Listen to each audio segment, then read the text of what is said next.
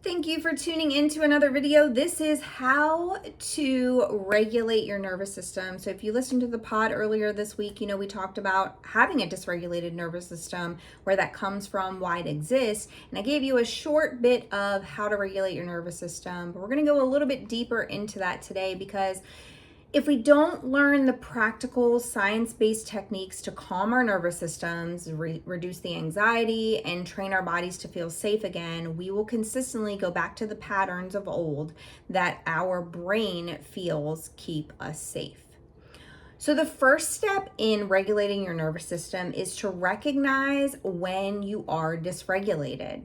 See, your body does something that your brain doesn't know. So your body's giving signals that you're dysregulated before your brain even catches up to what's happening. You might feel things like tightness in your chest. You might get sweaty palms. There's something that's happening in your body. Some people's eyes twitch that help us to know that we're going in a place of dysregulation and our brain hasn't quite been able to rationalize or use logic to understand what's going on and to do something about it. So if you have racing thoughts, if you do shallow breathing, if you feel irritable, if you feel muscle tension in your body, if you have a feeling of overwhelm or the need to shut down or the need to shut yourself in the room, all of those are signs that you're dysregulated. So recognizing what you do when you're dysregulated is key. I know for me, it's chest pains, which is the worst because you never know when you're actually having a heart situation or whether you're actually just having a dysregulated nervous system. And so sometimes I will do the thing that I know will calm my body down and see if it goes away so that I can understand if it is one or the other.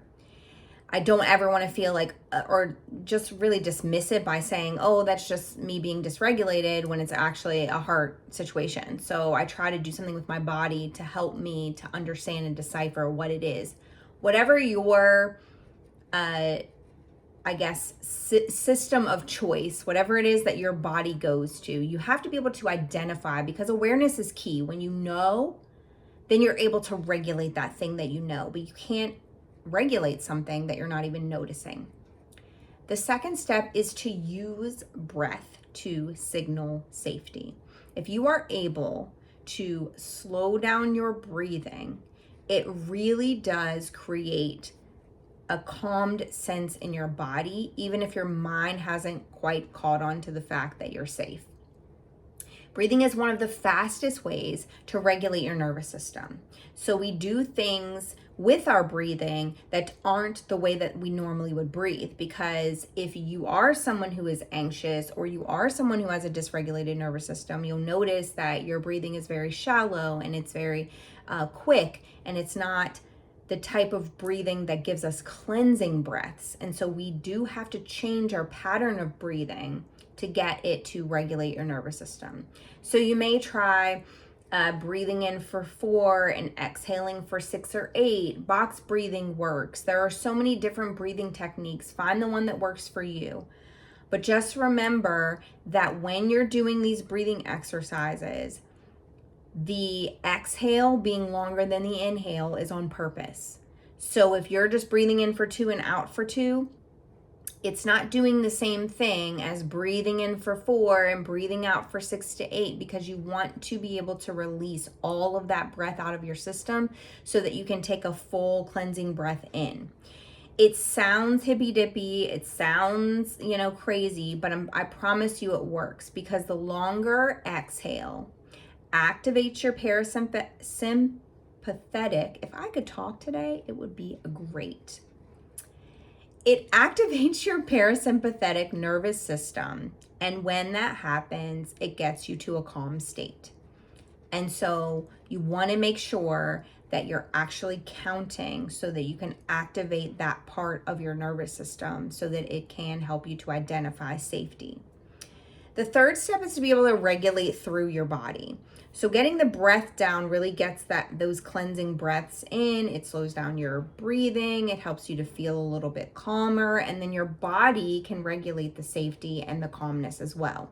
So your body needs to be able to move to release whatever it is, the stress and the chronic dysregulation that it's had.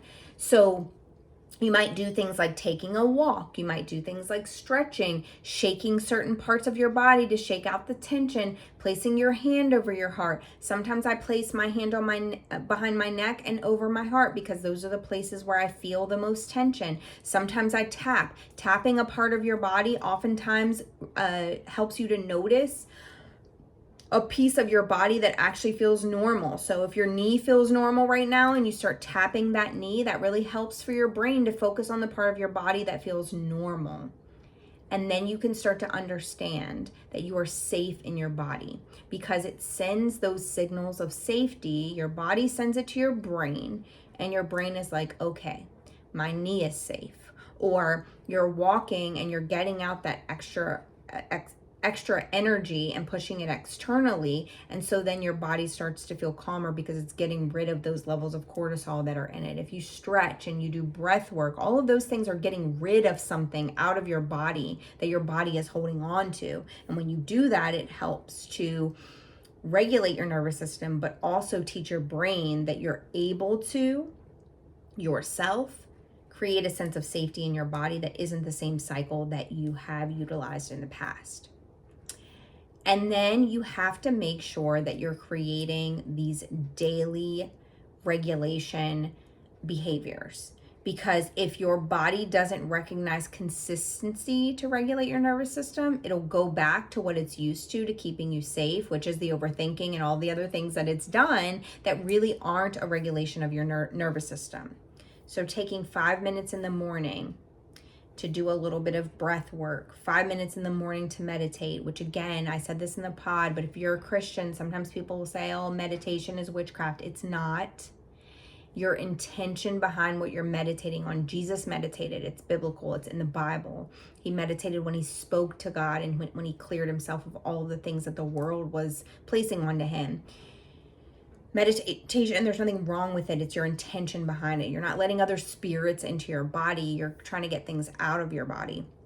You're focusing on God giving you his peace and getting the chaos out. So creating that morning quiet time, creating an evening wind down routine, creating screen-free moments so you aren't constantly full of dopamine looking at the next thing.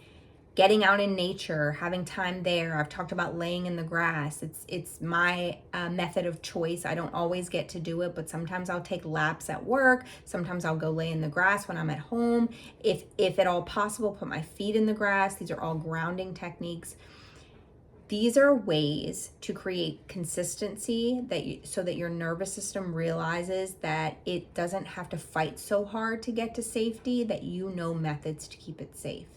So this week, I encourage you to choose one regulation practice and do it daily for at least 5 minutes. Journal it, come back to this video, share in the comments how it helped you. And if you need somebody to walk you through this process, please reach out to me, DM me. You can schedule a session with me so that we are able to work together to get you to a state of calm. Thank you for tuning in. I appreciate you. Remember, you can share this video, like and subscribe to all my socials. Like and subscribe to me on this channel. Share this video, if nothing else, with someone who you think would benefit from some emotional and nervous system regulation. Remember, knowledge gained and kept to yourself is selfish. Knowledge shared with the world could just be the catalyst for change that they need to break free from the bondage that they're in and to surrender that thing over to God so that they can live a life of peace. Thank you guys for tuning in, and I'll see you again next time.